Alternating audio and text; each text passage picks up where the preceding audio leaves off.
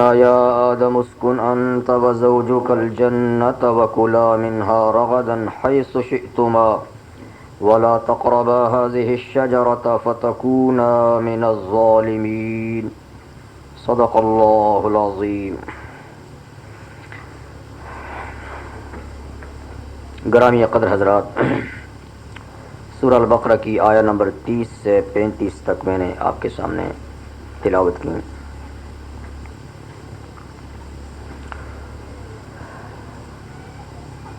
ان آیات سے پہلے دوسرے رکوع سے جو مضمون چلا تھا یا ایھا الناس اعبدوا، اس پر جو دلائل دیے گئے تھے اب تک وہ عام دلائل تھے، مادی بھی اور جسمانی بھی. اب آج جو آیہ کریمہ تلاوت کی ہے، اس سے لے کر اس رکوع کے اختتام تک اسی دعوے کی تائید اور تاکید کے لیے روحانی دلیل پیش کی جا رہی ہے. معنوی دلیل، روحانی دلیل، اور وہ ہے حضرت آدم علیہ السلام کی تخلیق، ان کی منصب جلیل پہ ان کو فائز کرنا، ان کی تعظیم اور تکریم فرشتوں سے بجا لانا، اور تعلیم الاسماء، یہ بھی اللہ کی طرف سے ایک بہت بڑا انعام ہے اولاد آدم پر، کہ باپ کو کسی منصب پہ فائز کرنا، اس کو کسی عزت اور مرتبے سے نوازنا، یہ اولاد کی عزت اور اس کی تکریم ہوتی ہے. تو حق تعالی شانہ تخلیق آدم کے اس واقعے سے اولاد آدم پر اپنا یہ احسان رکھنا چاہتے ہیں کہ دیکھو تمہارے باپ کے ساتھ ہم نے کتنا عمدہ سلوک کیا، تم ان کی اولاد ہو، اس ناطے سے وہ سلوک تمہارے ساتھ بھی ہے، تو تمہیں چاہیے میرا یہ احسان مان کر میری عبادت کرو. وَإِذْ قَالَ رَبُّكَ لِلْمَلَائِكَةِ إِنِّي جَاعِلٌ فِي الْأَرْضِ خَلِيفَةً، اور اس وقت کو یاد کیجئے جب آپ کے پروردگار نے فرشتوں سے کہا میں زمین میں ایک خلیفہ بنانا چاہتا ہوں. یہ کب کہا؟ تخلیق آدم سے پہلے. اللہ تعالیٰ نے فرشتوں کے سامنے یہ بات رکھی کہ زمین کی خلافت کے لیے، نیابت کے لیے، تنفیذ احکام کے لیے میں ایک نئی مخلوق پیدا کرنا چاہتا ہوں. تو فرشتوں سے اس کا اظہار کرنا یہ کوئی مشورے کے طور پہ نہیں تھا کہ تمہارا کیا مشورہ ہے، کیونکہ مشورہ وہاں لیا جاتا ہے جہاں مشورہ لینے والا خود کامل علم نہ رکھتا ہو. تو یہاں وہ بات نہیں ہے. یا مشورہ وہاں لیا جاتا ہے جہاں سب کے حقوق برابر ہوں، اور اللہ کے مقابلے میں فرشتوں کا کیا حق ہو سکتا ہے؟ اللہ کی تو یہ شان ہے لا یسأل عما یفعل، جو کچھ اللہ تعالیٰ کرتے ہیں ان سے پوچھا تک بھی نہیں جا سکتا. وہم یسألون، اور باقی کائنات والے جو کچھ کریں گے ہر بارے میں پوچھیں گے ان سے. تو اللہ کی ذات تو ایسی عالی ہے کہ ان کو مشورے کی کوئی ضرورت نہیں. یہ صرف ان کی رائے دیکھنے کے لیے، اور رائے بھی اللہ تعالیٰ کو معلوم تھی کہ وہ کیا کہتے ہیں، تاہم ایک سنت اور ایک طریقہ قائم کرنے کے لیے یہ کیا، تاکہ بعد میں انسانوں کے سامنے ایک اصول، ایک ضابطہ آ جائے کہ وہ اپنے معاملات مشورے سے طے کیا کریں. اللہ کو مشورہ لینے کی ضرورت نہیں، ہمیں ضرورت ہے تو ہمیں ایک طریقہ بتا دیا. جیسے رحمت عالم صلی اللہ علیہ وسلم صاحب وحی ہیں، نبی اور رسول ہیں، ان کو صحابہ سے مشورہ لینے کی ضرورت نہیں، اس لیے کہ ان کے تو ہر کام اللہ کی طرف سے ہوتے ہیں. تاہم قرآن حکیم میں نبی کریم صلی اللہ علیہ وسلم کو بھی اللہ تعالیٰ نے ارشاد فرمایا وَشَاوِرْهُمْ فِي الْأَمْرِ، آپ کاموں میں اپنے رفیقوں اور ساتھیوں اور شاگردوں سے مشورہ لیا کریں. تو مشورہ کی ایک سنت قائم کرنی ہے. نہ اللہ کو ضرورت ہے نہ نبی کو ضرورت ہے، یہ ہماری تعلیم کے لیے ہے کہ تم جب کوئی کام کرو گے تو باہمی مشورے سے کرو. تو یہ ایک فائدہ اس سے ہوا جو فرشتوں کے سامنے تخلیق آدم کا واقعہ حق تعالی شانہ نے رکھا. قالوا اتجعل فيها من يفسد فيها ويسفك الدماء. جب ان سے پوچھا گیا تو انہوں نے اپنی رائے کا اظہار یوں نیاز مندانہ طور سے کیا، کوئی اعتراض کے طور پہ نہیں. اللہ کے کاموں پہ کون اعتراض کر سکتا، اور پھر فرشتے جیسی معصوم مخلوق. تو نیاز مندی کے طور پر عاجزانہ التماس کی کہ اے اللہ آخر ضرورت ہی کیا ہے ایک نئی مخلوق پیدا کرنے کی. یعنی اگر نظام زمین کا چلانا ہی ہے تو اس کے لیے ہم کافی ہیں. آپ کے ایسے بندے ہیں کہ پل جھپکنے کے برابر بھی آپ کی نافرمانی نہیں کرتے، سراپا اطاعت ہیں. تو جو خدمت ہم کر سکتے ہیں اس میں ہم کسر نہیں چھوڑیں گے. تو آپ اور مخلوق کیوں پیدا کرتے ہیں، یعنی اس کی کیا حکمت ہے، کیا غرض ہے؟ کیونکہ جس مادے سے آپ اور مخلوق پیدا کرنا چاہتے ہیں اس مادے پہ جب ہم نظر کرتے ہیں تو اس میں فتنہ اور فساد مچانے والے بھی ہوں گے. کیونکہ یہ تو اللہ تعالیٰ نے پہلے بتا دیا تھا نا کہ وہ نئی مخلوق کس چیز سے پیدا کرتا ہوں. تو پہلے سے دو عظیم الشان مخلوقیں موجود تھیں، ملائکہ اور جن. ملائکہ سراپا نور ہیں، نور سے پیدا ہوئے، اور جنات آگ سے پیدا ہوئے. دونوں کا ایک ایک عنصر ہے. اور فرشتوں کے سامنے یہ اللہ تعالیٰ نے رکھا جیسے کہ سورہ ہجر میں ہے کہ انی خالق بشرا من صلصال من حمأ مسنون. فرشتوں سے یہ بات پہلے بتائی تھی کہ میں ایک انسان بنانا چاہتا ہوں اور کھن کھناتی مٹی سے بنانا چاہتا ہوں. اس کے عناصر یہ ہوں گے، یعنی اس میں مٹی ہوگی، آگ ہوگی، ہوا ہوگی، پانی ہوگا. ان عناصر سے میں ایک نئی مخلوق پیدا کرنا چاہتا ہوں. تو ان عناصر پہ فرشتوں نے جب نظر ڈالی تو جب یہ چیزیں یعنی مخلوط پیدا ہوں گی، جیسے آگ اور پانی کا کوئی جوڑ، اس طریقے سے ہوا، تو مٹی، یہ سب چیزیں ایسی ہیں کہ ان کی طبائع، ان کے خواص مختلف ہیں. اس سے بننے والی مخلوق بھی مختلف طبائع کی ہوگی تو وہ فتنہ اور فساد مچائے گی. تو انسان کے بارے میں فرشتوں کی یہ جو رائے تھی کہ اللہ کہ آپ ایسی چیز، ایسی مخلوق زمین میں پیدا کرنا چاہتے ہیں جو اس میں فساد کریں گے اور خون بہائیں گے، تو یا تو اس مادے پر نظر کر کے کی، اور یا اس سے پہلے جو مخلوق آباد تھی جنات. تو جنات کی کارستانیاں تو فرشتوں کے سامنے تھی کہ انہوں نے زمین میں کیا اودم مچایا ہوا تھا. تو یا ان پر خیال کر کے کہ پہلے بھی ایسے ہی تھے، اب یہ دوسرے بھی ایسے ہی ہوں گے، تو آخر ان دوسروں کو پیدا کرنے کی غرض کیا ہے، حکمت کیا ہے. وَنَحْنُ نُسَبِّحُ بِحَمْدِكَ وَنُقَدِّسُ لَكَ.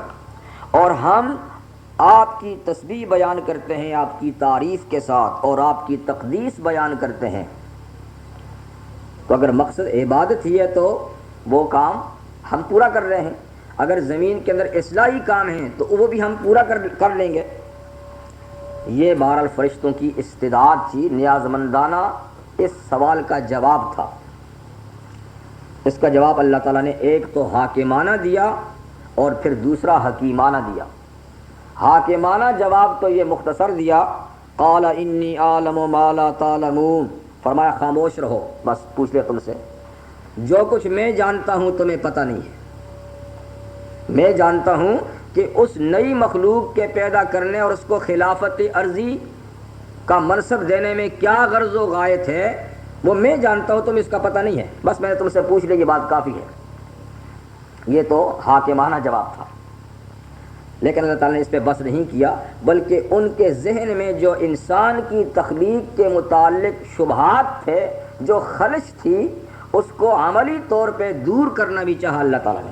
چپ تو کرا دیا کہ بس تم سے اور بات سننا نہیں چاہتا، تم میری حکمتیں نہیں جان سکتے. لیکن واقعی جو انسان کی تخلیق میں غرض تھی وہ بھی تو آخر ان کو بتانی ہے تاکہ ان کے ذہن سے یہ بات نکلی جائے.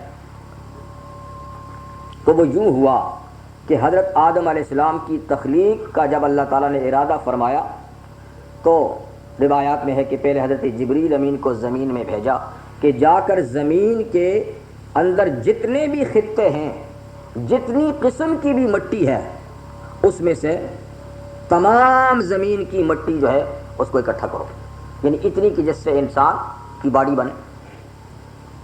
تو روایات میں ہے کہ جب جبریل امین تشریف لائے اس مقصد کے لیے تو زمین نے رو کر التجا کی کہ خدا کے لیے ہمیں معاف کیجیے، ہمیں پتہ ہے کہ ہم سے جو انسان بنے گا اس کے کیا کیا کرتوت ہوں گے اور پھر کیا اس کو سزا ملے گی، تو میں سزا بھگتنے کے قابل نہیں ہوں، برائے کرم انسان کی تخلیق کا مادہ مجھ سے نہ اکٹھا کرے اور کسی چیز سے اللہ تعالیٰ بنا لیں، مجھے معاف کیجیے۔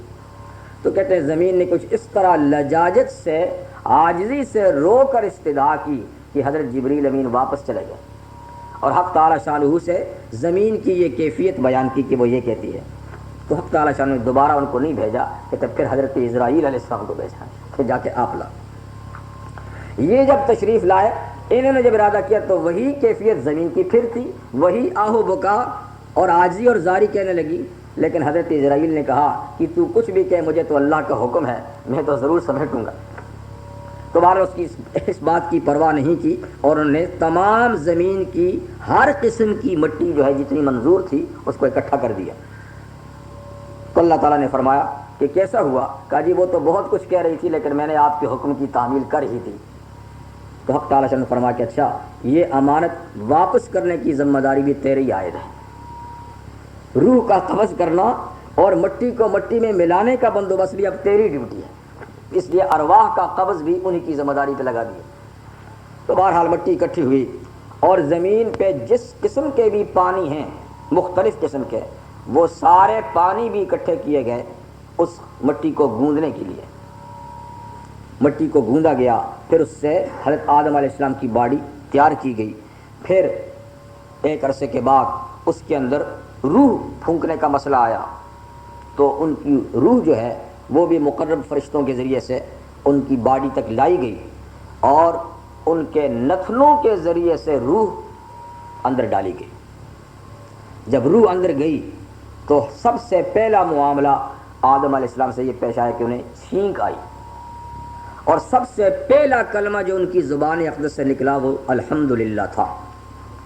تو لہٰذا چھینک پر الحمدللہ یہ اس وقت کی سنت ہے، اسلام بھی سنت ہے کہ جو چھینک ہے وہ الحمدللہ کہے، جو اس کی الحمدللہ سنے وہ جواباً یرحمک اللہ کہے، اور پھر چھینکنے والا اس دعا دینے والے کو یہدیکم اللہ ویصلح بالکم کہے۔ بہرحال یہ مسنون اور مستحب عمل ہے۔ تو انہیں چھینک آئی، الحمدللہ کہا، اور ان کی باڈی میں روح کی وجہ سے حرکت پیدا ہوئی اور وہ زندہ اور حساس انسان بنے۔ یہ تو ان کی تخلیق ہوئی۔ اب تخلیق کے بعد عملی طور پہ حق تعالی شانہ نے فرشتوں کے اس شبے کا ازالہ فرمایا، وہ یوں کہ حضرت آدم علیہ السلام کو زمین کے اندر خلیفہ بنایا، تو خلیفے کی کچھ ذمہ داریاں ہوتی ہیں، اور ذمہ داریاں وہ پوری کر سکتا ہے جو نظام خلافت کو جانتا ہو، اس کے سلسلے کی تمام معلومات رکھتا ہو۔ تو اس لیے فرشتوں کو یہ بتانا مناسب سمجھا کہ میں نے جو خلیفہ بنایا ہے وہی خلافت کا اہل ہے، اس لیے کہ وہ زمین کی تمام چیزوں کو نام سے بھی اور خواص اور آثار سے بھی جانتا ہے، جبکہ تم زمین کی کسی چیز کو جانتے ہی نہیں ہو۔ جب تم زمین کی کسی چیز کو جانتے ہی نہیں، نام تک کا بھی پتہ نہیں، تو تم حکمرانی کیا کرو گے؟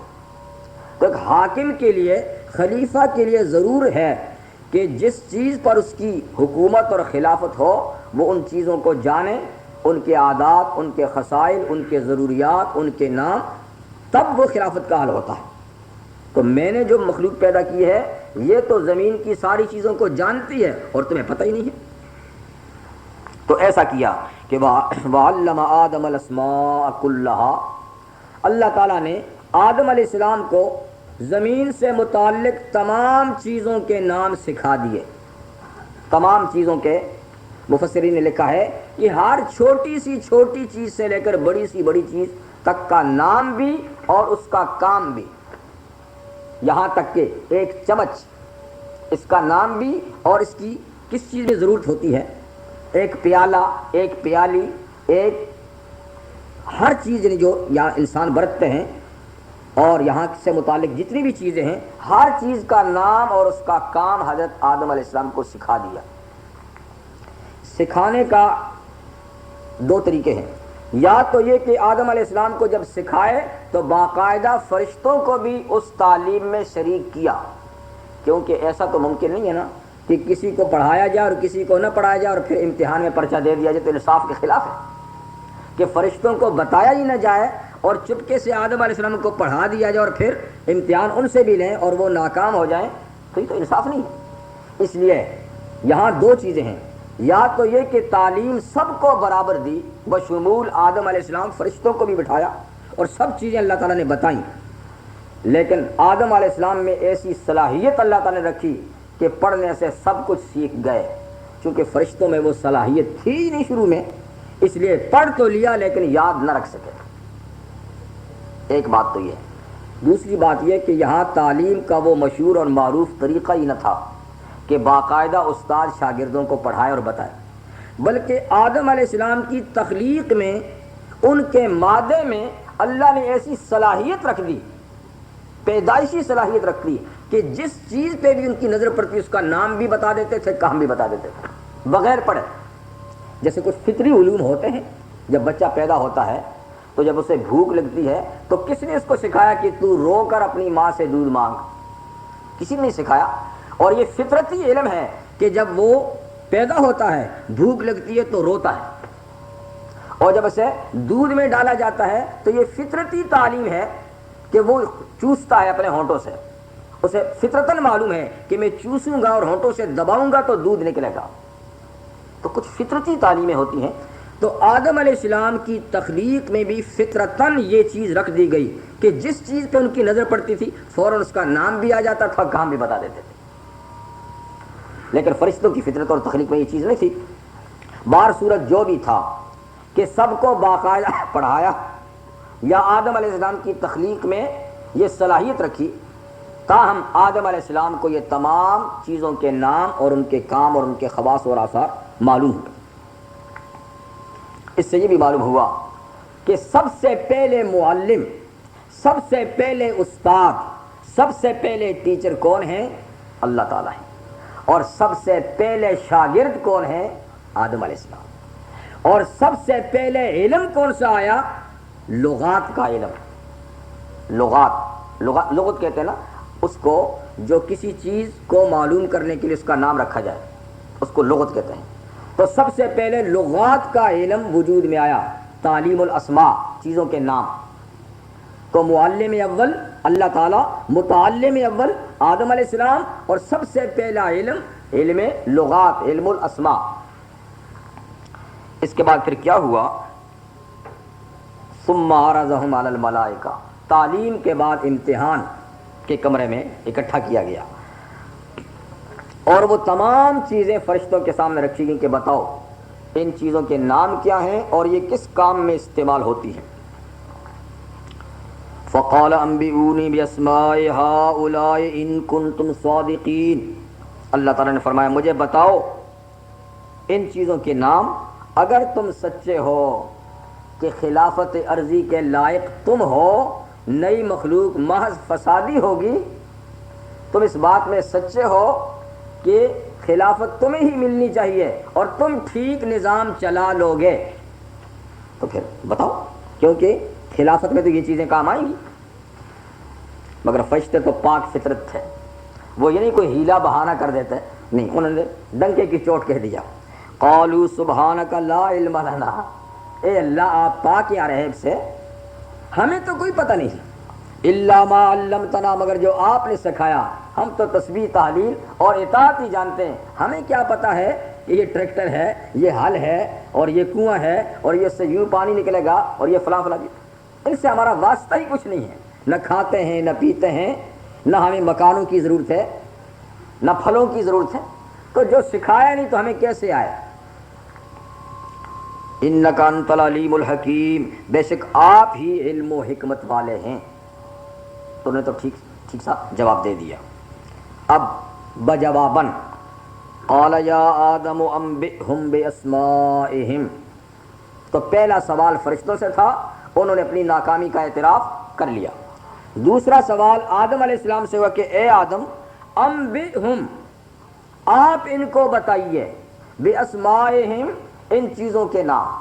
تو چیزیں تو سامنے کی ہوئی تھی، ان چیزوں کے نام اور خواص آپ ان کو بتائیں. دیکھیے فرشتوں سے جب سوال تھا تو یہ نہیں کہا تھا نا کہ آدم کو بتاؤ، مجھے بتاؤ. اور جب آدم سے سوال ہوا تو یہ کہا آدم مجھے بتاؤ، ان کو بتاؤ. کیوں؟ تاکہ آدم ان کے استاد ہو جائیں، یہ آدم کے شاگرد ہو جائیں، اور یہ اپنی شاگردگی کے اعتبار سے آدم کی تعظیم اور اس کی عظمت کے قائل ہو جائیں. ورنہ سوال یہاں بھی ہو سکتا ہے آدم مجھے بتاؤ، جو مجھے بتاؤ گے تو ان کو بھی پتہ چل جائے گا. لیکن رخ کلام یہ ہے کہ آدم ان کو بتاؤ، ان کو پڑھاؤ. کیونکہ کل یہ کہتے تھے کہ یہ تو صرف فساد مچائے گا اور اس کی اولاد تو صرف خون بہائے گی. تو فرشتوں کا یہ مقصد نہیں تھا کہ یہ ایسا کریں گے، ان کا مقصد یہ تھا کہ ان کی اولاد میں ایسے لوگ ہوں گے. کیونکہ خلیفہ جس کو اللہ تعالیٰ بناتے ہیں ظاہر ہے وہ تو برگزیدہ ہوتا ہے، معصوم ہوتا ہے. تو صرف آدم کی تخلیق پر یہ بات فرشتوں نے نہیں کہی، بلکہ ان سے پیدا ہونے والی اولاد میں یعنی نیک اور بد سب ہوں گے. فلما انبأہم باسمائہم، جب آدم علیہ السلام نے فرشتوں کی طرف رخ کر کے ان تمام چیزوں کے نام بتائے تو اب اللہ تعالیٰ نے حکیمانہ جواب دیا. قال الم اقل لکم انی عالم غیب السماوات والارض. میں نے تمہیں نہیں کہا تھا کہ میں جانتا ہوں زمین اور آسمان کی پوشیدہ چیزیں.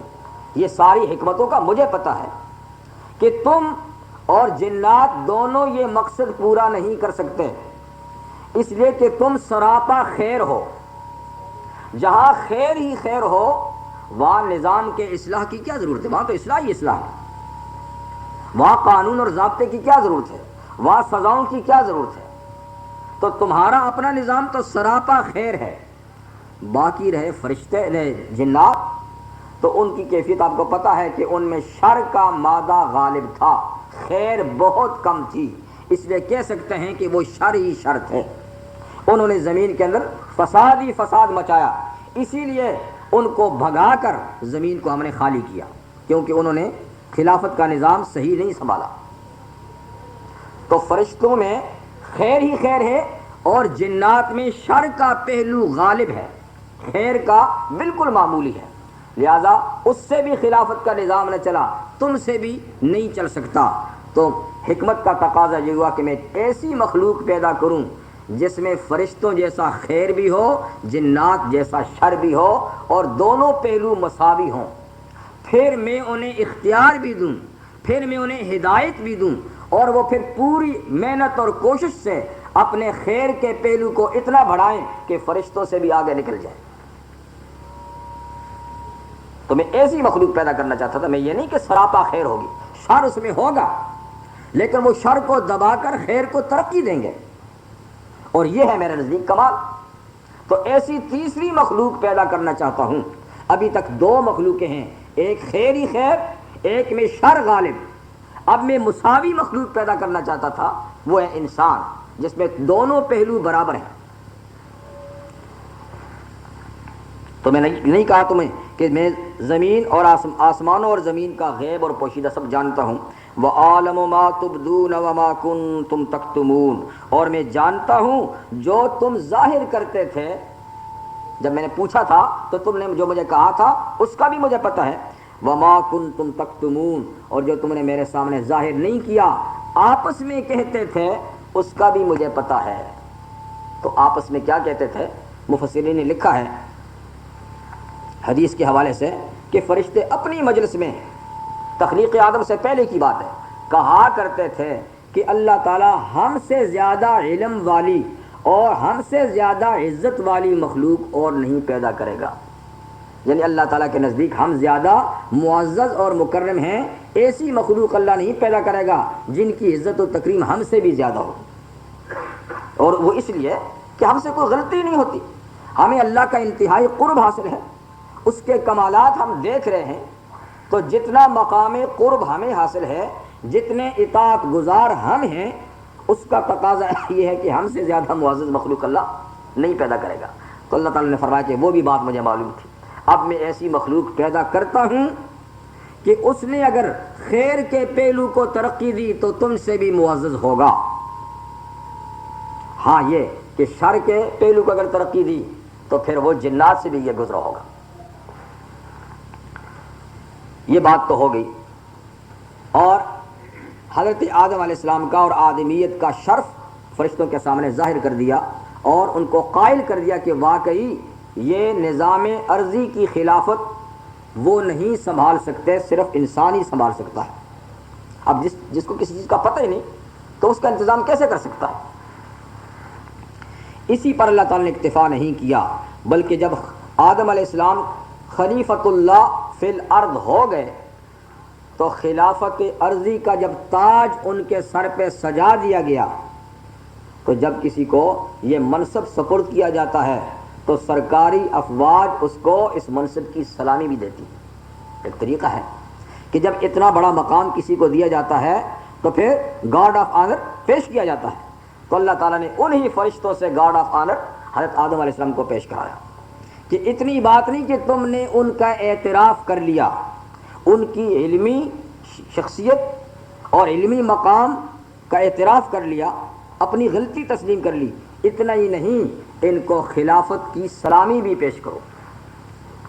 وَإِذْ قُلْنَا لِلْمَلَائِكَةِ اسْجُدُوا لِآدَمَ فَسَجَدُوا إِلَّا إِبْلِيسَ، اور جب ہم نے ملائکہ سے کہا سجدہ کرو آدم کو،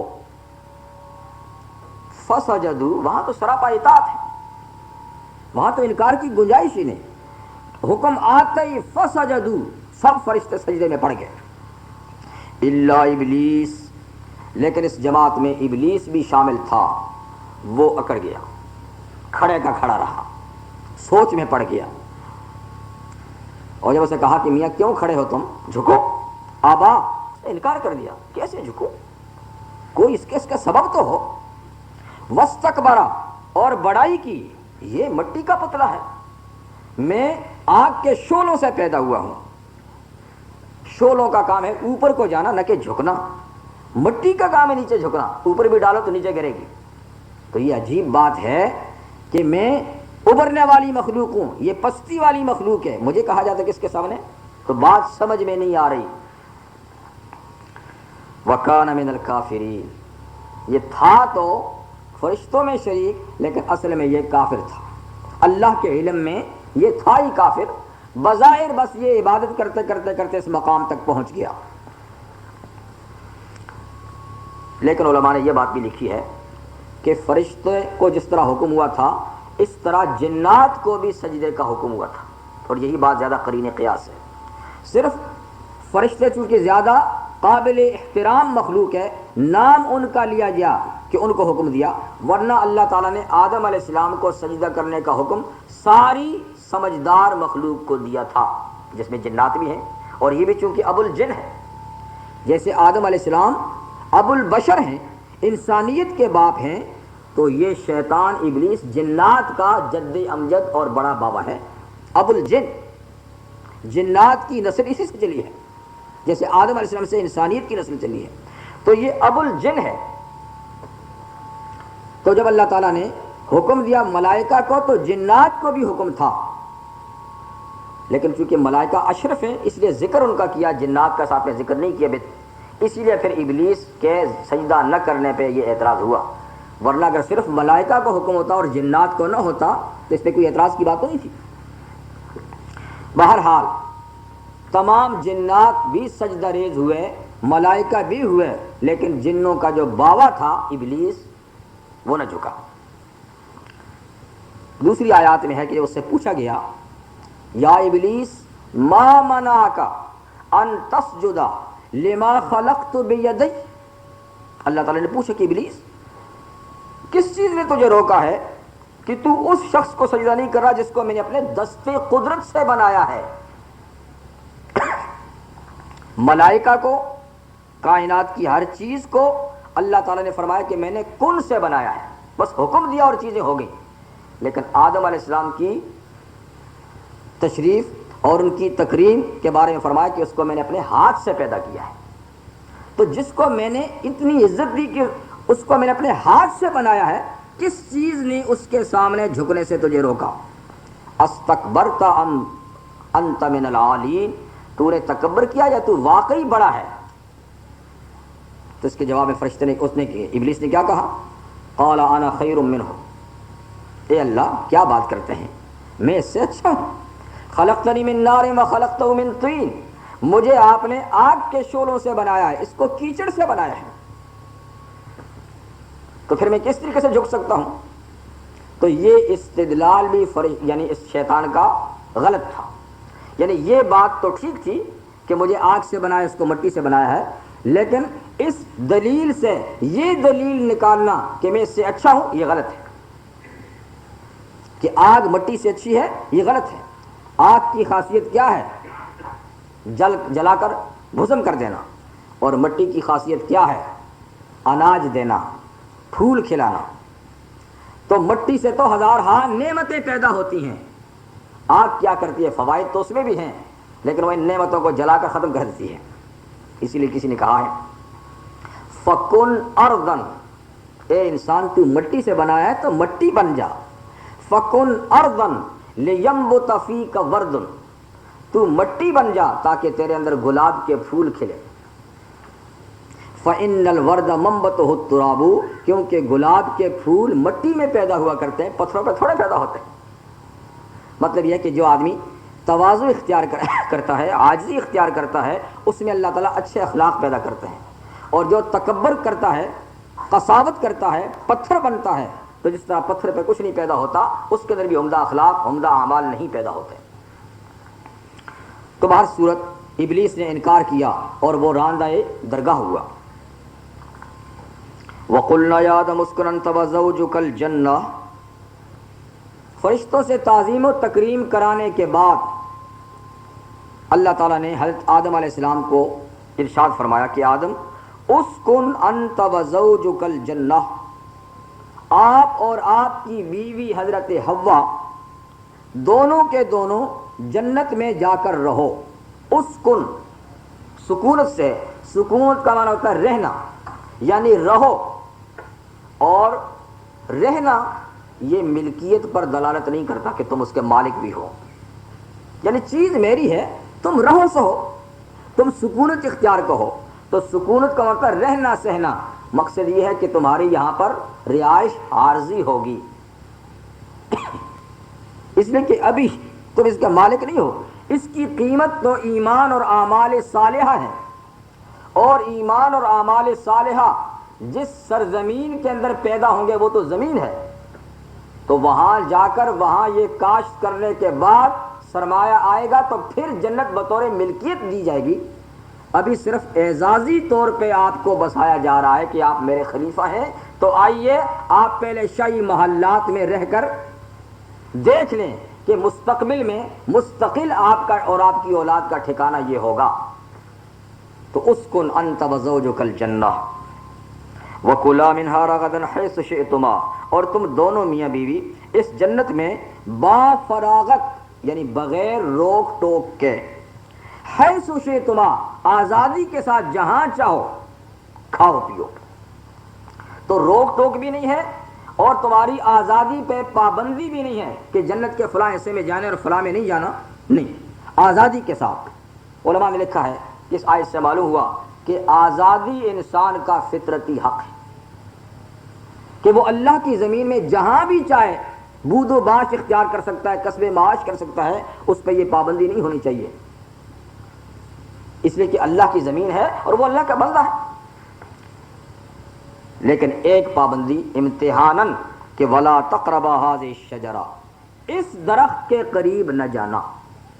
بس یہ ایک پابندی گوارا کریں، باقی کوئی پابندی نہیں. فَتَكُونَا مِنَ الظَّالِمِينَ، اس کے انجام بد سے بھی باخبر کر دیا، کیونکہ اس درخت کے پاس جانا یہ بے انصافی ہوگی اور اب آپ جا کر اس کو استعمال کر کے کہیں اپنے اوپر ظلم نہ کر بیٹھیں. تو اس لیے اس کے پاس نہیں جانا اور باقی سب چیزیں آپ استعمال کر سکتے ہیں. یہ بات پہلے ان کو بتا دی تھی کہ شیطان تمہارا دشمن ہے. اس سے بھی احتیاط کرنا. اور اب جنت میں آزادی کے ساتھ رہو، سو، کھاؤ پیو، ایک درخت کی پابندی کو گوارا کر لو. اس درخت کی تشریح قرآن اور حدیث میں نہیں ہے کہ وہ کون سا درخت تھا. تو علماء نے ویسے دوسرے علوم کے ذریعے سے بتایا ہے کہ انگور تھا یا گندم کا درخت تھا یا کوئی انجیر تھا یا کوئی تھا، بال کوئی بھی تھا، لیکن ایک متعین درخت سے آپ کو روک دیا گیا. تو آپ جنت میں گئے اور رہنے سہنے لگے اور اس طریقے سے آزادی کے ساتھ. شیطان نے اپنی دشمنی کا آغاز بھی اسی وقت سے کر دیا جس وقت آدم علیہ السلام کے سامنے سجدہ نہ کرنے سے اللہ تعالیٰ نے ان کو مردود کر دیا تھا کہ جانے کو اخرج منہا فإنک رجیم، اس جماعت ملائکہ سے نکل جا، تو مردود ہے. جب اس کو نکال دیا تو اس نے اسی وقت اللہ کے سامنے قسم اٹھائی تھی. شیطان اسی وقت قسم اٹھائی تھی. قال فبعزتک، شیطان نے اللہ تعالیٰ کو سامنے کہا فبعزتک لأغوینہم اجمعین، اے اللہ تیری عزت و جلال کی قسم، جس کی وجہ سے تو نے مجھے اس مجلس سے نکالا ہے، میں ان سب کو گمراہ کر کے رہوں گا. الا عبادک الصالحین، مگر جو تیرے نیک بندے ہوں گے میرے پھندے میں نہیں پھنسیں گے تو وہ بچ جائیں گے، لیکن میں اپنا پورا زور نسل انسانی کو گمراہ کرنے پہ لگاؤں گا. اور مختلف کنڈے جو استعمال کرے گا کھل کے اس کا بھی اعلان کیا. ثم لآتینہم من بین ایدیہم، میں سامنے سے بھی آ کر ان کو ورغلاؤں گا، پیچھے سے بھی، دائیں سے بھی، بائیں سے بھی. ولا تجد اکثرہم شاکرین، اے اللہ اکثر بندوں کو آپ شکر گزار نہیں پائیں گے. تو ڈنکی کی چوٹ اس نے اپنی دشمنی کا اعلان کر دیا. تو آدم علیہ السلام کو بھی بتا دیا کہ ان ھذا عدو لک ولزوجک فلا یخرجنکما من الجنۃ فتشقى. آدم ہوشیار رہنا، یہ شیطان آپ کا بھی آپ کی بیوی کا بھی دشمن ہے، کہیں تمہیں جنت سے نکال باہر نہ کرے، پھر آپ بدنصیب ہو جائیں گے. تو ہوشیار رہنا. لیکن پھر کیا ہوا؟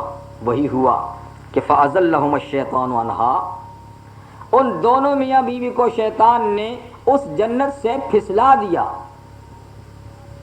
نکلوانے کے لیے پھسلا دیا. فأخرجہما مما کانا فی، تو جس جگہ میں وہ بستے تھے وہاں سے ان کو اپنے وساوس کے ذریعے سے اس ممنوعہ درخت کے کھانے کی وجہ سے نکال باہر کیا. تو دوسری آیات میں اس کی تشریح ہے. اب شیطان کس طریقے سے آدم علیہ السلام تک رسائی کر گیا، کیونکہ آپ تو جنت میں چلے گئے تھے اور وہ تو مردود کر کے نکال دیا تھا. تو ایک جواب تو علماء نے اس کا یہ دیا ہے کہ شیاطین یعنی جنات، ان کو اللہ تعالیٰ نے یہ طاقت دی ہے کہ وہ اپنی اشکال بدل سکتے ہیں، اپنی شکلیں بدل سکتے ہیں. جیسے ملائکہ بدل سکتے ہیں تو جنات بھی اپنی شکلیں مختلف روپ میں بدل سکتے ہیں. تو وہ اپنی اصلی شکل میں تو نہیں گیا لیکن کوئی روپ بدل کے گیا، کیونکہ اب فرشتے جو ہیں وہ اصلی شکل کو تو جانتے تھے لیکن روپ بدلنے کو تو نہیں جانتے تھے. تو جو فرشتے جنت پہ پہرے دار ہوں گے انہیں کیا پتا کہ یہ بزرگ شخصیت کون آ رہی ہے، تو وہ کسی بزرگ کے لبادے میں جنت تک رسائی کر گیا. بعض کہتے ہیں کہ کسی جانور کی لبادے میں چلا گیا، بار کیفیت وہ کسی طریقے سے وہاں پہنچ گیا. جیسے کہ آیات کریمہ سے بھی پتہ چلتا ہے کہ انہوں نے باقاعدہ جا کے آدم اور حوا سے باقاعدہ گفتگو کی. تو گفتگو کا مطلب ہے کہ وہ جنت میں سے رسائی حاصل کر لی. یا یہ بھی ہو سکتا وَإِيَّايَ فَارْهَبُونِ وَآمِنُوا بِمَا أَنزَلْتُ مُصَدِّقًا لِمَا مَعَكُمْ وَلَا تَكُونُوا أَوَّلَ كَافِرٍ بِهِ وَلَا تَشْتَرُوا بِآيَاتِي ثَمَنًا قَلِيلًا وَإِيَّايَ فَاتَّقُونِ وَلَا تَلْبِسُوا الْحَقَّ بِالْبَاطِلِ وَتَكْتُمُوا الْحَقَّ وَأَنْتُمْ تَعْلَمُونَ وَأَقِيمُوا الصَّلَاةَ وَآتُوا الزَّكَاةَ وَارْكَعُوا مَعَ الرَّاكِعِينَ أَتَأْمُرُونَ النَّاسَ بِالْبِرِّ وَتَنْسَوْنَ أَنفُسَكُمْ وَأَنْتُمْ تَتْلُونَ الْكِتَابَ أَفَلَا تَعْقِلُونَ وَاسْتَعِينُوا بِالصَّبْرِ وَالصَّلَاةِ وإنها لكبيرة إلا على الخاشعين الذين يظنون أنهم ملاقو ربهم وأنهم إليه راجعون صدق الله العظيم.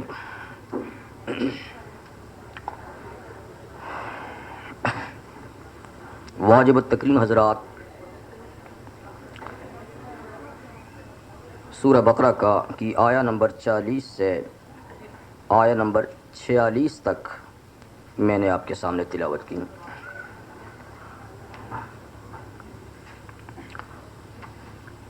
گزشتہ رکوع میں دو باتیں ایسی باقی تھیں جن کے بارے میں نے عرض کیا تھا کہ آئندہ اس کی تشریح اور تفصیل بتاؤں گا. تو آیات تلاوت شدہ کی تشریح سے پہلے گزشتہ آیات کی باقی مادہ جو تشریح ہے اس کو میں پہلے بیان کرنا چاہتا ہوں.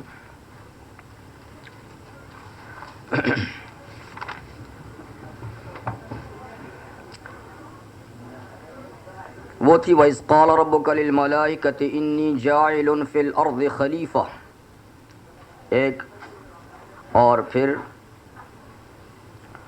وَإِذْ قُلْنَا لِلْمَلَائِكَةِ اسْجُدُوا لِآدَمَ فَسَجَدُوا إِلَّا إِبْلِيسَ أَبَى وَاسْتَكْبَرَ وَكَانَ مِنَ الْكَافِرِينَ. تخلیق آدم علیہ السلام کے سلسلے میں آپ کو کچھ باتیں میں نے بتائی تھیں. یہ آیہ کریمہ دستور مملکت کی اساس اور بنیاد فراہم کرتی ہے. اس طرح کہ مملکت کے اصل مالک، اصل حاکم اللہ تعالیٰ ہے. جیسے قرآن حکیم کی متعدد آیات میں جا بجا ارشاد فرمایا ان الحکم الا للہ، کہ بندگان خدا پر فیصلے اللہ ہی کے نافذ ہوں گے. حکم کا اختیار اللہ ہی کو ہے. حاکم مطلق، حاکم حقیقی اللہ تعالیٰ ہی ہے. الا لہ الخلق والامر، باخبر رہو کہ جس طرح تخلیق میں اللہ یکتا ہیں کہ وہی سب کے خالق ہیں، تو لہ الامر اپنی مخلوق پہ حکم چلانے میں بھی وہ واحد ہے. جیسے تخلیق میں اللہ کا کوئی شریک نہیں تو حکم میں بھی اللہ کا کوئی شریک نہیں. تو اصل حاکم، اصل آمر اللہ تعالیٰ ہے. اور کہیں ارشاد ہے لہو ملک السماوات والارض، زمین و آسمان کی حکومت، زمین و آسمان کی حکومت اللہ ہی کی ہے. تو اصل مالک کائنات کے کون ہیں؟ اللہ تعالیٰ ہیں. قل اللہم مالک الملک تؤتی الملک من تشاء وتنزع الملک ممن تشاء. اے پیغمبر کریم صلی اللہ علیہ وسلم، آپ فرما دیجئے اے اللہ مالک الملک، آپ ہی مالک ملک ہیں. مالک حقیقی ہونے کے بعد آپ جس کو چاہتے ہیں عارضی طور پہ حکومت دے دیتے ہیں اور جس سے چاہتے ہیں پھر لے بھی لیتے ہیں. عزت و ذلت کے مالک بھی آپ ہیں. تو اصل بات یہ ہے کہ اصل مالک اور اصل حاکم اللہ کی ذات ہے. پھر حق تعالی شانہ نے اپنی ملکیت اور اپنی حکومت کے ہوتے ہوئے اپنے احکامات کے نافذ کرنے کے لیے انسان کو زمین کی خلافت عطا فرمائی. انی جاعل فی الارض خلیفہ، کہ میری حکومت ہے اور میں اپنی حکومت میں اپنے قوانین نافذ کرنے کے لیے ایک مخلوق پیدا کرنا چاہتا ہوں جس کے جد امجد حضرت آدم علیہ السلام ہے. تو انسان دنیا میں اللہ کے نائب ہونے کی حیثیت سے حکومت کرتے ہیں. نائب کا کام کیا ہوتا ہے کہ اپنے اصل سے قانون حاصل کرتا ہے، اپنے اصل سے علم حاصل کرتا ہے اور پھر اس کی مرضی اور منشا کے مطابق اس کو نافذ کرتا ہے. یہی معنی ہے خلیفہ کے. لیکن ایک خلیفہ وہ ہوتا ہے ہماری اصطلاح میں جو اصل کے عدم موجودگی میں اس کا نظام چلاتا ہے. اس معنی کے لحاظ سے یہاں خلیفہ نہیں کہ اصل کے نہ ہونے کے بعد یعنی وہ کام چلائے، بلکہ یہاں اصل موجود ہے اور اس کے حکم دینے کے ساتھ ساتھ اس کے حکم کو نافذ کرے. خلیفہ کا یہاں پر یہ معنی ہے. اب یہ کہ یہاں خلیفہ سے کون مراد ہے، تو یہ بات تو طے شدہ ہے کہ یہاں حضرت آدم علیہ السلام ہی مراد ہیں، لیکن یہ بھی معنی ہو سکتے ہیں کہ خلیفہ سے پورے انسان مراد ہوں، یعنی پوری نسل انسانی مراد ہو. اور اس معنی کے لحاظ سے کہ خلیفہ خلف سے ہے، اور خلف کے معنی بعد اور پیچھے، چونکہ ان سے سابق جنات گزرے ہیں تو جنات کے بعد آنے کی وجہ سے انسان جنات کے خلیفہ ہوئے لغوی معنی کے لحاظ سے. قرآن حکیم میں پورے انسانوں کو بھی خلائف کے لفظ سے پکارا گیا ہے. هو الذی جعلکم خلائف فی الارض. اللہ وہ ہیں کہ جس نے اے انسانوں تمہیں زمین کے اندر خلائف یعنی اگلوں کے بعد والے بنا کر بھیجا ہے. تو اس معنی کے لحاظ سے پورے انسان ہی خلیفہ ہیں، لیکن پورے انسان اگر اس سے مراد ہوں یا نہ ہوں، آدم علیہ السلام تو بالتحقیق خلیفہ ہیں ہی. دوسری بات اس سے یہ معلوم ہوئی کہ خلیفے کا نسب یہ براہ راست حق تعالی شانہ ہی کرتے ہیں. احکامات کے نافذ کرنے کے لیے نمائندہ اللہ تعالیٰ ہی منتخب کرتے ہیں، اور یہ اختیار صرف اللہ تعالیٰ کو ہے کہ وہ کس کو زمین کی حکمرانی دیتے ہیں. کسی انسان کو اختیار نہیں کہ وہ کسی انسان کو حاکم بنائے. یہ کام کس کا ہے؟ براہ راست اللہ تعالیٰ کا ہے. تو حضرت آدم علیہ السلام اللہ تعالیٰ کے نمائندہ اور خلیفہ کے طور پہ اللہ ہی نے ان کو منتخب کیا اس منصب کے لیے. اور اس کے بعد ہر دور میں خلفاء یعنی اللہ کے نمائندے ہی اللہ تعالیٰ کے احکامات کو نافذ کرنے کے لیے دنیا میں تشریف لاتے رہے، جن کو انبیاء اور مرسلین کہا جاتا ہے. تو جتنے انبیاء اور مرسلین دنیا میں تشریف لائے سب اللہ کے خلیفہ اور سب اللہ کے نمائندہ بن کے آئے. حضرت داؤد علیہ السلام کے لیے تو یہ لفظ خود قرآن حکیم میں آئی، یا داؤد انا جعلناک خلیفۃ فی الارض. اے داؤد ہم نے آپ کو زمین میں خلیفہ بنایا ہے. اور یہ بات ظاہر ہے کہ حضرت داؤد علیہ السلام صرف پیغمبر ہی نہیں تھے، وہ وقت کے حکمران بھی تھے. تو زمین کی خلافت اور نیابت براہ راست اللہ تعالیٰ کی طرف سے طے ہوتی ہے. اس میں کسی انسان کے کسب اور عمل کا اور اس کی قابلیت کا کوئی دخل نہیں. اللہ یصطفی من الملائکۃ رسلا ومن الناس. اللہ تعالیٰ فرشتوں میں سے جس کو پیغام بری کے لیے چاہتے ہیں منتخب کرتے ہیں، اور انسانوں میں سے بھی جس کو چاہتے ہیں پیغام پہنچانے کے لیے، جس پہ یعنی پیغام پہنچایا جاتا ہے رسول اور نبی، یہ بھی اللہ تعالیٰ جس کو چاہتے ہیں منتخب کرتے ہیں. اللہ یجعل حیث اللہ عالم حیث یجعل رسالتا. اللہ تعالیٰ خوب جانتے ہیں کہ اس نے رسالت اور نبوت کہاں قائم کرنی ہے، کس کو دینی ہے. تو نبوت اور رسالت ایک ایسا منصب ہے کہ جو باقاعدہ اللہ تعالیٰ کی طرف سے طے ہوتا ہے. ان کے انتخاب سے نبی اور رسول منتخب ہوتے ہیں، اور اس میں کسی انسان کے عمل دخل کی کوئی گنجائش نہیں ہوتی. تو حضرت آدم علیہ السلام سب سے پہلے خلیفۃ اللہ فی الارض، اللہ کے نبی اور اللہ کی طرف سے نظام انسانیت اور نظام زمین کو چلانے والے پہلے حکمران کی حیثیت سے تشریف لائے. اس کے بعد یہ سلسلہ جاری و ساری رہا، اور ہزارہا انبیاء کرام دنیا میں اللہ کے نمائندے بن کے آئے، جنہوں نے براہ راست احکامات اللہ تعالیٰ سے لیے اور بندگان خدا پہ ان کو نافذ کیا. اس سلسلے کی آخری کڑی سرور کونین صلی اللہ علیہ وسلم ہیں، جو زمین کے اندر سب سے آخری خلیفۃ اللہ فی الارض بن کے تشریف لائے. اور آپ کی یہ خصوصیت ہے کہ پہلے انبیاء کرام خاص خاص ملکوں یا خاص خاص قوموں کی طرف اللہ کے نمائندے بن کے آئے. یعنی ان کا دور حکومت ایک قوم یا ایک ملک یا ایک زمانے تک محدود تھا. جب ان کا دور گیا تو ان کی شریعت منسوخ ہو گئی، ان کی کتابوں میں رد و بدل ہو گیا، یا ان کی کتابیں سرے سے مٹ گئیں. دوسرا پیغمبر آیا، اسے نئی شریعت دی گئی، نیا نظام دیا گیا، اس نے نافذ کیا. رحمت عالم صلی اللہ علیہ وسلم دنیا میں اللہ کے آخری نبی، آخری رسول اور آخری نمائندہ اور آخری خلیفہ کی حیثیت سے تشریف لائے. آپ کی یہ خصوصیت ہے کہ آپ کی نبوت، رسالت اور آپ کی خلافت پورے عالم انسانی نہیں بلکہ ثقلین میں عالم جن بھی آپ کی نبوت، رسالت اور آپ کی خلافت کے اندر شامل کر دیے گئے. اور آپ کی نبوت اور رسالت کو اللہ تعالیٰ نے عالمگیر بنا دیا اور تمام اقوام کے لیے بنا دیا. ارسلناک کافۃ للناس بشیرا ونذیرا، ہم نے آپ کو تمام انسانوں کے لیے بشیر اور نذیر بنا کر بھیجا ہے.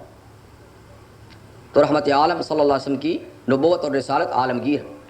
پیغمبر کریم صلی اللہ علیہ وسلم کا ارشاد گرامی ہے اس سلسلے میں کہ انبیاء ہی در حقیقت زمین کے حکمران اور خلیفہ بن کے تشریف لائے، اور ان کے ہوتے ہوئے کسی کو حکومت اور خلافت کا اختیار نہیں رہا.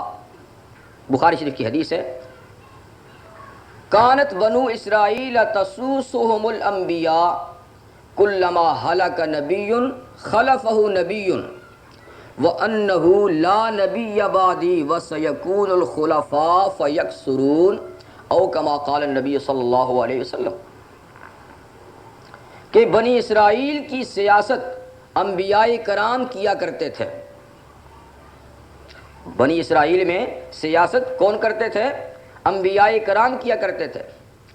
اور طریقہ یہ تھا کہ جب ایک پیغمبر انتقال کر جاتے خلفہ نبی تو اللہ تعالیٰ دوسرے نبی کو بعد میں بھیج دیتے تھے، تو زمام حکومت، زمام خلافت دوسرے نبی کے ہاتھ میں آ جاتا تھا.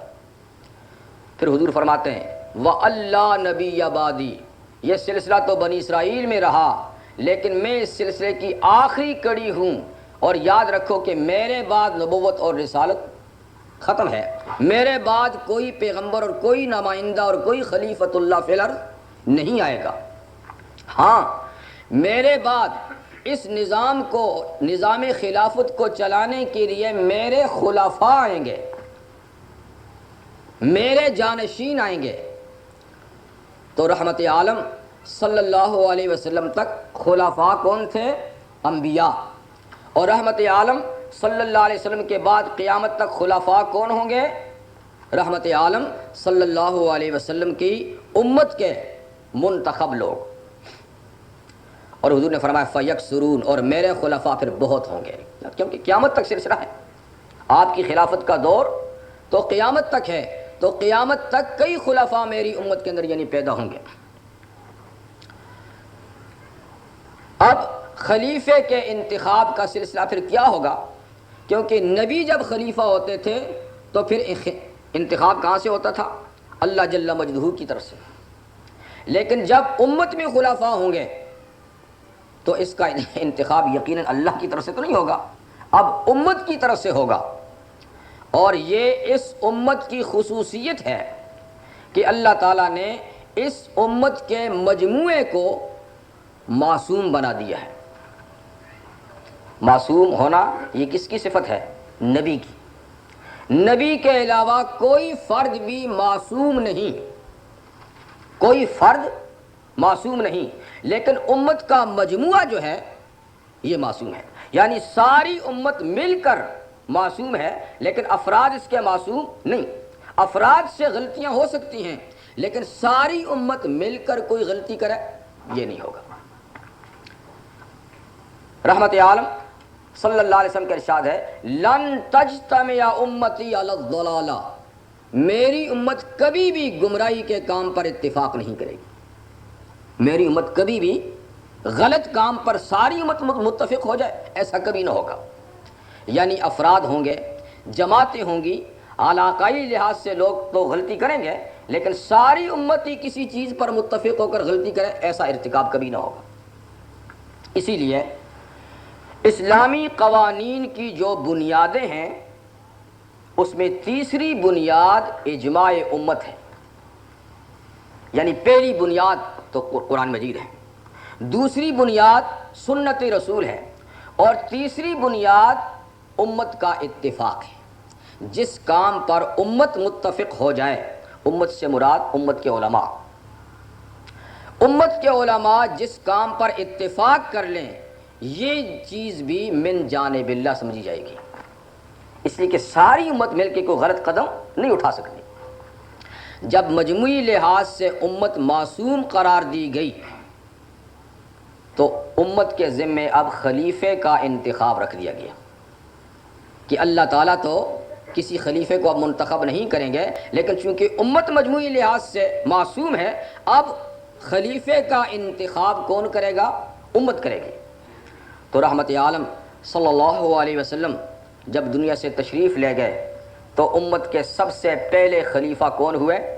جناب ابو بکر صدیق رضی اللہ تعالیٰ عنہ۔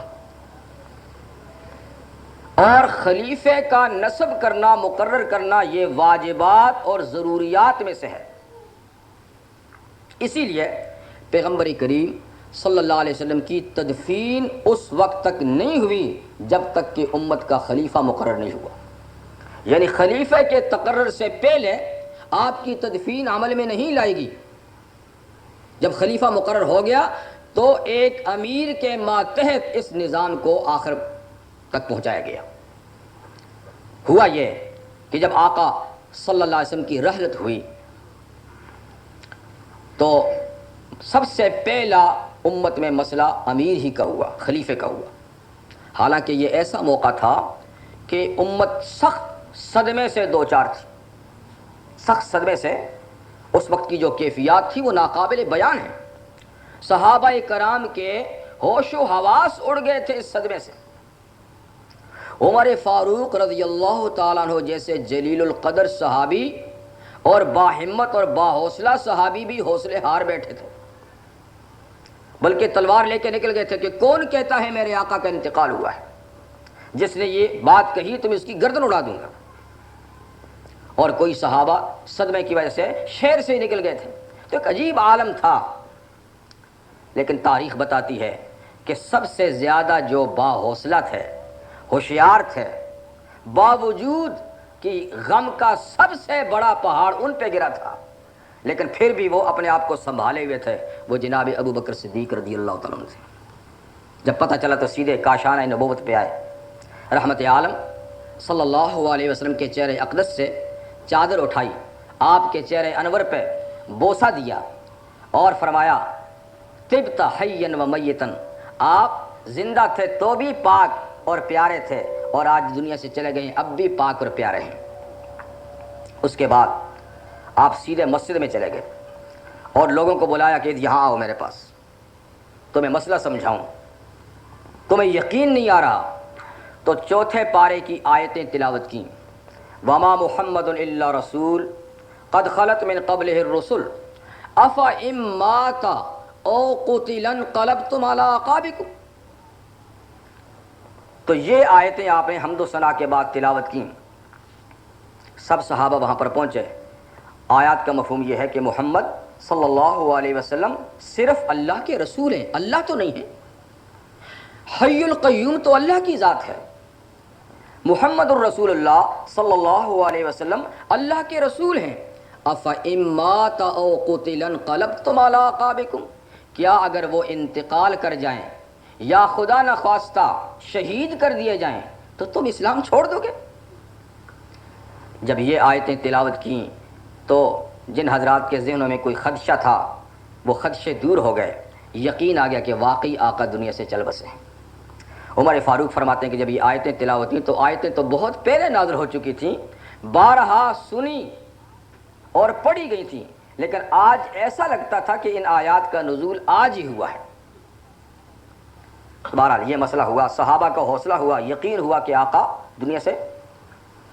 اب دوسرا مرحلہ یہ ہے کہ سقیفہ بنی ساعدہ جو انصار کی ایک میٹنگ کی جگہ تھی، وہاں پر لوگ اکٹھے ہوئے کہ اب حضور صلی اللہ علیہ وسلم کا تو انتقال ہو گیا، یہ بات تو یقینی ہے، ابو بکر صدیق نے جو آیات پڑھی ان کا مفہوم یہی ہے۔ اب مسئلہ یہ کہ آقا کا جانشین کون ہو، تو جانشین کے بارے میں دو رائے ہوئیں۔ انصار مدینہ نے یہ کہا کہ اب حضور کے دو جانشین ہوں، ایک مہاجرین کی نمائندگی کریں، ایک انصار کی نمائندگی کریں۔ ایک تجویز یہ آئی، یہ گفتگو ہو رہی تھی کہ ابو بکر صدیق رضی اللہ تعالیٰ عنہ سیدھے وہاں پہنچے کہ یہ تو دوسرا مسئلہ کھڑا ہو گیا۔ آپ کے ساتھ فاروق اعظم بھی پہنچ گئے، آپ نے وہاں بھی ایک ایسا دل نشین خطبہ دیا کہ وہ سارا جھگڑا فروغ ہو گیا۔ آپ نے فرمایا کہ میاں میرے آقا صلی اللہ علیہ وسلم یہ فرما گئے ہیں کہ الائمۃ من قریش، کہ امت کا امام قریش سے ہوگا، اور پورے عرب کے لوگ غیر قریشی کے سامنے اطاعت کریں گے ہی نہیں، اس لیے یہ بات تو چھوڑ دو، بات قریشی کی کرو، قریش سے کوئی نمائندہ چنو۔ یہ عمر فاروق ہیں، یہ ابو عبیدہ بن جراح ہیں، ان میں سے کسی کو نمائندہ بناؤ۔ یہ بات کرنی تھی کہ جناب فاروق اعظم آگے بڑھے اور فرمایا کہ آپ سے افضل تو کوئی نہیں ہے، کہ رحمت عالم صلی اللہ علیہ وسلم کے زندگی کے اور ہر لمحے کے آپ رفیق اور ساتھی رہے ہیں، اور پیغمبر کریم صلی اللہ علیہ وسلم نے اپنی بیماری کے ایام میں اپنا مصلی بھی آپ کے حوالے کیا تھا۔ تو عبادات میں سب سے افضل عبادت نماز ہے، حضور نے اس کا امام زندگی میں آپ کو بنایا، تو کیا ہم دنیاوی معاملے میں امام کسی اور کو بنائیں گے؟ ہاتھ بڑھائیے، میں بیعت کرتا ہوں سب سے پہلے۔ تو جناب فاروق اعظم نے سب سے پہلے آپ کے ہاتھ پہ بیعت کی۔ اس کے ساتھ کیا ہوا کہ پورے مجمع نے آپ کی بیعت کی، اور اس طرح رحمت عالم صلی اللہ علیہ وسلم جو خلیفۃ اللہ فی الارض تھے، ان کے جانشین بالاتفاق ابو بکر صدیق رضی اللہ تعالیٰ عنہ منتخب ہوئے۔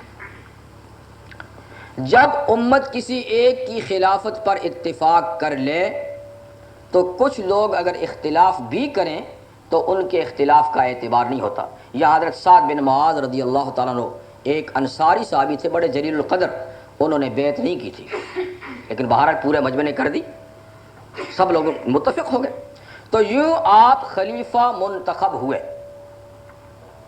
اس وقت مسلمانوں کی نمائندہ جماعت مہاجرین اور انصار تھے۔ جب مہاجرین انصار دونوں نے اتفاق کر لیا تو آپ خلیفۃ الرسول منتخب ہو گئے۔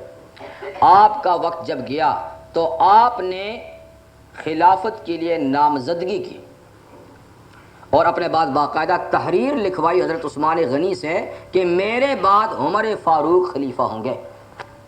یہ تحریر لکھوائی اور اس کو مسجد میں سنا دیا گیا، سب لوگوں نے اس کو تسلیم کر لیا۔ یہ بھی خلافت کا ایک انداز طریقہ ہے۔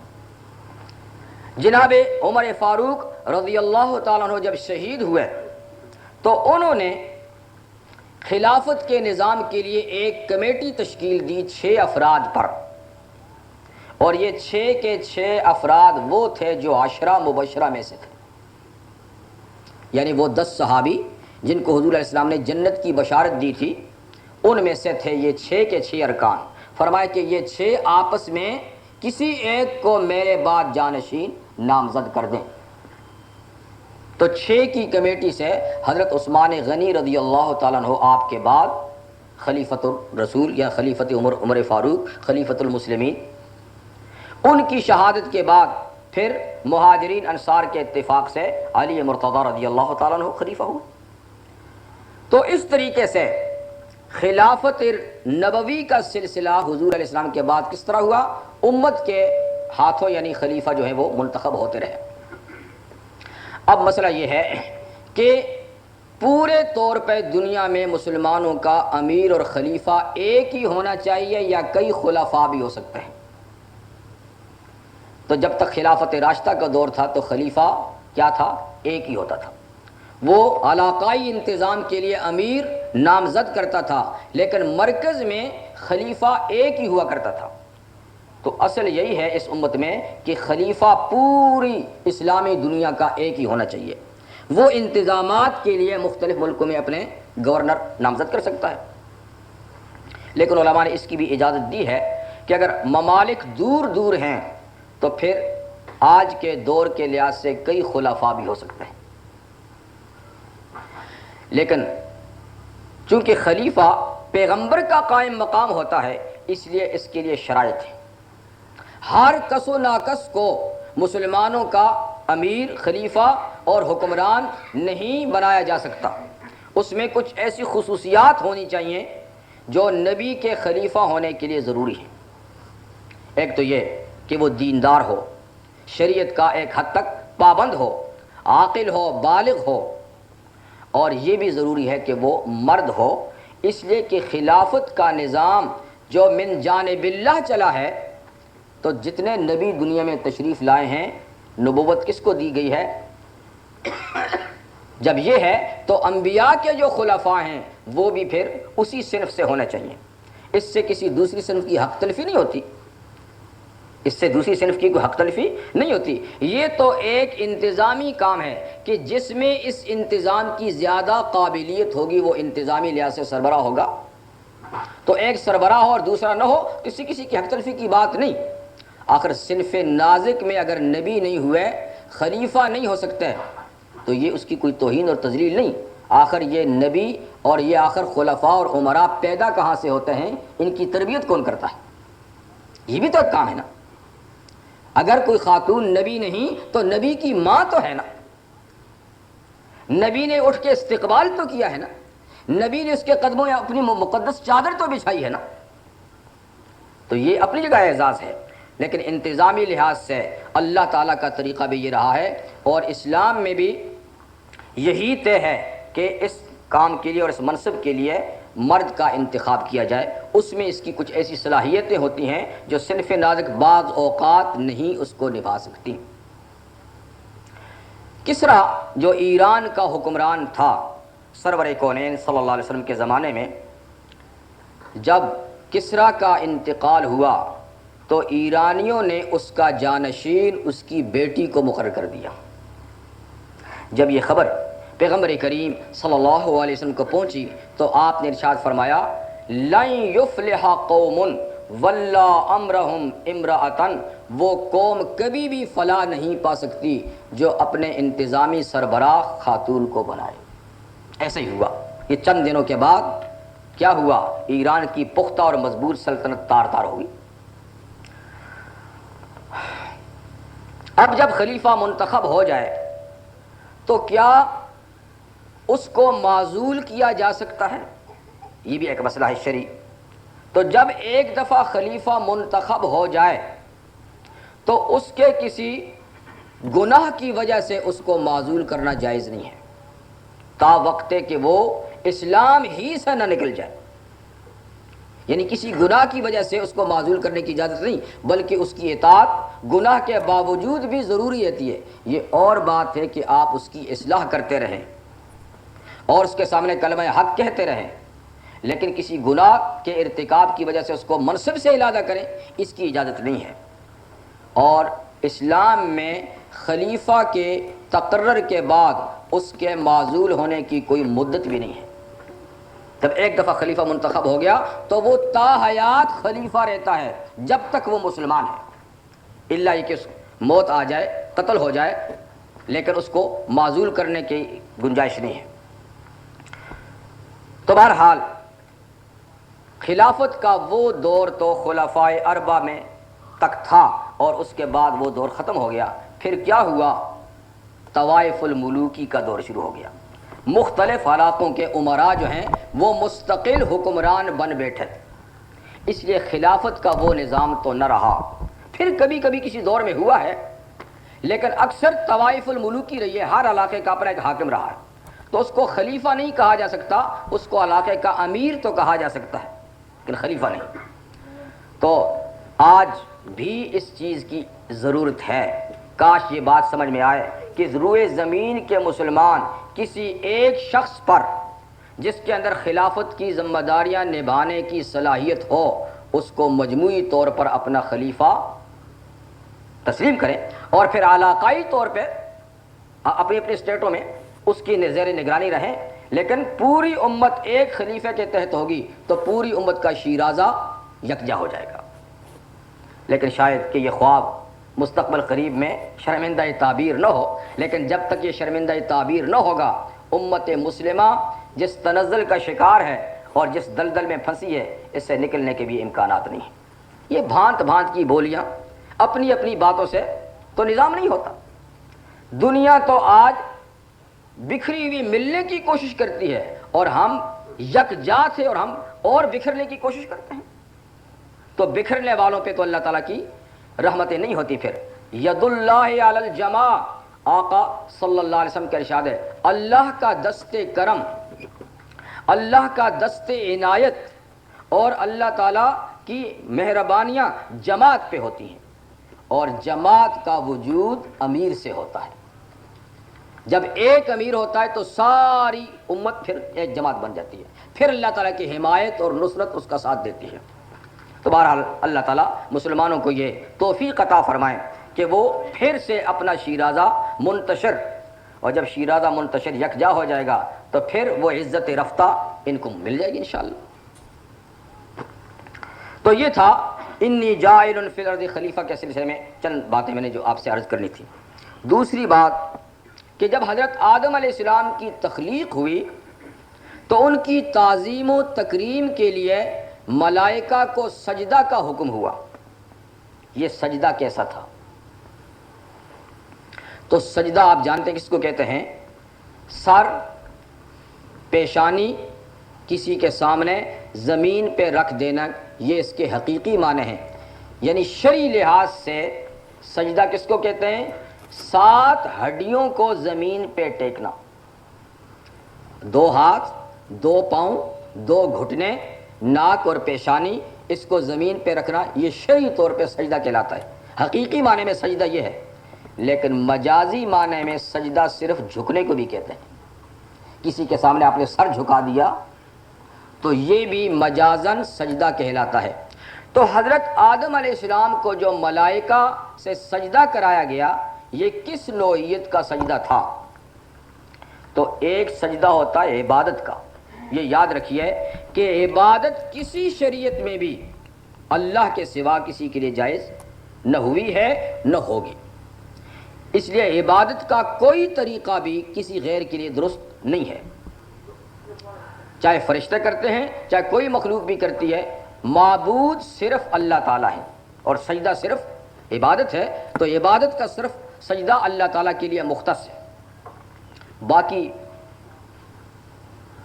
سجدہ تعظیمی، جھکانا، گردن جھکانا، سر جھکانا کسی کی عظمت کے سامنے، تو تعظیمی سجدہ اسلامی شریعت سے پہلے دیگر بعض شرائع میں جائز تھا، اور اس سجدے کی حیثیت وہی تھی جو اسلام میں مصافحہ اور معانقہ کرنے کی ہے، یعنی سلام اور پھر ہاتھ ملانا یا گلے ملانا جو اسلام میں ملاقات کا ایک طریقہ ہے، اسی قسم کی حیثیت تھی سجدہ تعظیمی کی اسلام سے پہلے شریعتوں میں۔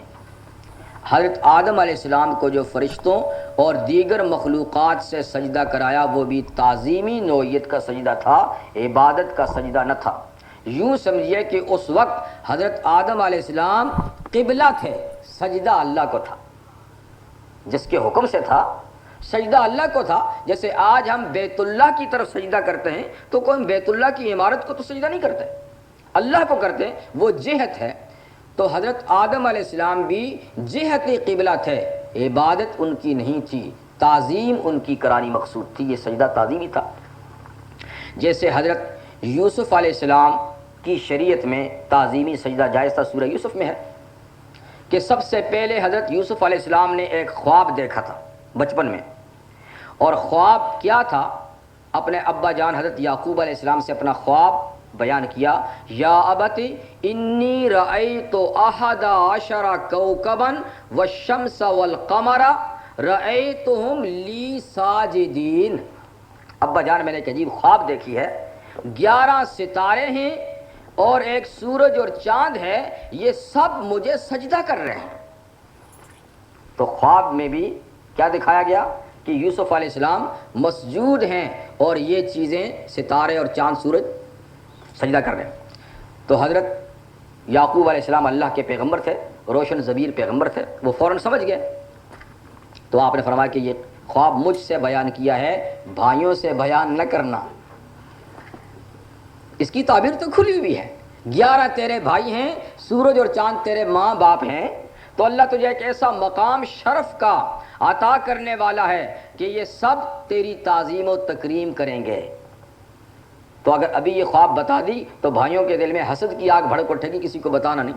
بہرحال خواب کا پتہ چل گیا، جو ہوا سو ہوا. جب خواب کی تعبیر کا وقت آیا تو بھی 40 سال گزر گئے تھے. بیچ میں سارا ابتلا اور آزمائش کا دور حضرت یوسف علیہ السلام پہ گزرا. جب مصر کی حکمرانی ان کو نصیب ہوئی تو انہوں نے اپنے خاندان کو کنعان سے مصر میں منتقل کیا. جب یہ پورا خاندان مصر میں وارد ہوا تو ان کے استقبال کے لیے حضرت یوسف علیہ السلام باقاعدہ شہر سے باہر تشریف لائے تھے، کیونکہ ماں باپ بھی آ رہے ہیں، برادران بھی آ رہے ہیں. تو جب یہ سب لوگ پہنچے، یوسف علیہ السلام سے ملاقات ہوئی تو قرآن حکیم میں کیا ہے؟ فَخَرُّوا لَهُ سُجَّدًا. فَخَرُّوا لَهُ، سب یوسف علیہ السلام کے سامنے سجدے میں گر گئے. تو یہ سجدہ کیا تھا؟ سلامی تھی، تعظیم کا سجدہ تھا، ان کے منصب کی تعظیم کا سجدہ تھا، کوئی عبادت کا سجدہ نہیں تھا. اس لیے کہ عبادت کا سجدہ بجز اللہ کے کسی بھی شریعت کے اندر جائز نہیں ہوا. لیکن اسلام میں اس قسم کے تعظیمی سجدے کی بھی گنجائش نہیں رکھی گئی، کیونکہ اسلام آخری دین ہے. اللہ تعالیٰ نے اس دین کو چونکہ محفوظ رکھا ہے تو ایسی چیزوں پہ بھی پابندی لگا دی ہے جو بذات خود تو ممنوع نہیں لیکن کسی ممنوع کے طرف پہنچنے کا ذریعہ بن سکتی ہیں. بذات خود تو منع نہیں، بذات خود تو اس میں کوئی قباحت نہیں، لیکن کسی گناہ کا سبب جو چیزیں بن سکتی ہیں ان پہ بھی اسلام نے پابندی لگا دی. تو سجدہ تعظیمی چونکہ سجدہ عبادت تک پہنچا سکتا تھا اس لیے اس پہ پابندی لگا دی. جس طریقے سے مجسمہ سازی اسلام سے پہلے جائز تھی. حضرت سلیمان علیہ السلام کے لیے باقاعدہ جنات مجسمے بناتے تھے، تمثال وغیرہ. لیکن چونکہ تصویر سازی، مجسمہ سازی یہ شرک کے لیے رستہ ہموار کرتی ہے اور آہستہ آہستہ مجسموں اور تصویروں کی محبت دل میں آ کر کہیں آدمی ان کی عبادت ہی نہ کرنے لگے، تو اسلام نے مجسمہ سازی اور تصویر سازی پہ پابندی ہی لگا دی. اس لیے کہ یہ آخری دین ہے، اب اس کی اصلاح کے لیے اور پیغمبر تو نہیں آئے گا. تو اللہ تعالیٰ نے ایسی چیزوں پہ بھی، تو سجدہ تعظیمی کوئی ممنوع چیز نہ تھی لیکن چونکہ سجدہ عبادت کا ذریعہ بن سکتی تھی، گمراہی کا ذریعہ، اس لیے اسلام نے اس پہ پابندی لگا دی. جیسے پیغمبر کریم صلی اللہ علیہ وسلم نے ارشاد فرمایا کہ کوئی آقا اپنے غلام کو عبد کہہ کے نہ پکارے اور کوئی غلام اپنے آقا کو رب کہہ کے نہ پکارے. حالانکہ رب کے معنی ہے تربیت کرنے والا، تو جو آقا ہوتا ہے وہ غلاموں کی تربیت تو کرتا ہے. اسی طرح عابد کا معنی جہاں بندہ ہے وہاں عابد کا معنی غلام بھی ہے، لیکن چونکہ اس کا معنی بندہ بھی ہے، کہیں ان ناموں سے کوئی غلام اپنے آقا کی بندگی نہ شروع کر دے. تو اس لیے بعض ایسے الفاظ کے استعمال پہ بھی پابندی لگا دی جو الفاظ آگے چل کر شرک کا ذریعہ بن سکتے تھے، کہ غلام کو غلام کہو، عبد نہ کہو، مالک کو مالک کہو، رب نہ کہو. تو اسی طریقے سے سجدہ تعظیمی چونکہ سجدہ عبادت کا ذریعہ بن سکتا تھا اس لیے اسلام میں سجدہ تعظیمی کی گنجائش نہیں رکھی. نماز جو افضل العبادت ہے اس کے اندر 4 بنیادی چیزیں ہیں، یعنی جو کچھ پڑھا جاتا ہے اس کو چھوڑ کر جو کام کیے جاتے ہیں وہ 4 ہیں. ایک قیام ہے، کھڑے ہونا ہاتھ باندھ کے، ایک قعود ہے بیٹھنا، ایک رکوع اور ایک سجود ہے. یہ 4 کیفیتیں ہیں، کھڑا ہونا، بیٹھنا، جھکنا اور پیشانی زمین پہ رکھنا. ان 4 میں سے 2 چیزیں تو ایسی ہیں جو نماز میں بھی کی جاتی ہیں اور نماز کے علاوہ بھی عادتاً آدمی کرتا ہے. جیسے نماز میں کھڑے ہوتے ہیں تو ویسے بھی کھڑے ہوتے ہیں، نماز میں بیٹھتے تو ویسے بھی بیٹھتے ہیں، لیکن رکوع اور سجدہ یہ دو ایسی حالتیں ہیں نماز کی جو نماز کے علاوہ کرنے کی اجازت نہیں ہے، کیونکہ یہ عبادت کے لیے مختص، قیام مختص نہیں ہے، قعود مختص نہیں ہے، لیکن رکوع اور سجدہ یہ عبادت کے لیے مخصوص ہیں۔ اس لیے رکوع کی حد تک کسی کی تعظیم کے لیے جھکنا اور سجدے کی حد تک کسی کی تعظیم کے لیے جھکنا یا کسی کے سامنے ہاتھ باندھ کے کھڑے ہونا، اس کی اجازت نہیں، یہ تعظیم درست نہیں۔ اگر کھڑے ہوتے ہیں تو ہاتھ چھوڑ کے کھڑے ہوں، کیونکہ ہاتھ باندھ کے کھڑے ہونا یہ عبادت کی نشانی ہے۔ باقی جی یہ مال کی جو ہے وہ بغیر ہاتھ سے مال پڑا رہے ہو، اس میں کیا ہے؟ ہاں وہ تو کوئی اتنی بڑی بات نہیں ہے۔ ایک منٹ بھائی، اس مسئلے کو کر لوں پھر اس کے بعد آپ کے بات کر دوں۔ اچھا، تو عرض یہ کر رہا تھا کہ سجدہ تعظیمی درست نہیں ہے۔ آدم علیہ السلام کے لیے درست تھا، یوسف علیہ السلام کی شریعت میں تھا اور بعض شرائع میں تھے، لیکن اسلام میں اس لیے بند کیا کہ یہ کہیں سجدہ عبادت کا ذریعہ اور شرک کا ذریعہ نہ بن جائے۔ باقی رہی بات کہ بھئی قرآن حکیم میں تو کہیں سجدہ تعظیمی پہ پابندی نہیں لگائی گئی، اور اس آیت سے اور سورہ یوسف کی آیت سے معلوم ہوتا ہے اس کا جواز، تو آپ کس بنیاد پہ اس کو حرام کہتے ہیں؟